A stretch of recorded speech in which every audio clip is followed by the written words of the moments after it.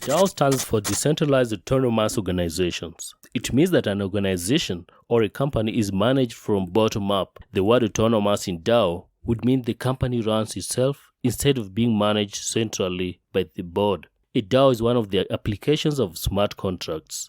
I do have a short video on smart contracts, but basically it means a self-executable computer code. In that case, all the departments of the organizations are programmed into a computer code and the code left to run the DAO. A DAO would effectively be made of hundreds of smart contracts. If a company or organization were to be decentralized, its services were not only to be cheap but also fast. We would save millions of dollars in CEOs' salaries. Even juicier is that the company services would be available 24/7. Let me get more detailed on how a DAO works.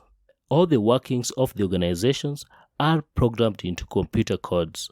If it is a bank, for instance, there would be saving accounts, interest rate calculations, money transfer, borrowing, etc.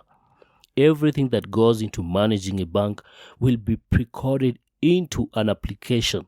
Such application is known as a decentralized application, otherwise known as dApps. Where's a DAO developed? DAOs are run on any blockchain with smart contract functionality. Ethereum is the most popular blockchain for hosting DAOs, even though it is not the only one. So how are decisions made in a DAO? Certainly a DAO will have stakeholders or shareholders, the same way companies have shareholders. In DAOs, this is made possible through a token. Think of a token like a company's share, only that a token is completely digital. Like a company share, it is a representation of asset ownership and can be transferred from one person to another. Tokens come in handy when voting on changes in DAO. One token is equivalent to one vote. In absence of a DAO's native token, shareholders can use the blockchain's token, Ether in the case of Ethereum blockchain. It is worth noting that DAOs are pretty new concepts, still at infancy stage. If adopted, however, they stand to revolutionize management. DAOs are not without their shortcomings.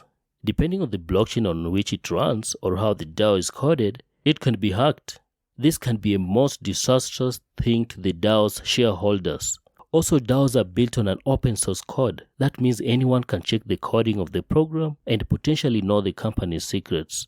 In a centralized organization, this is greatly minimized as the company's secrets are well guarded by the board and the CEO.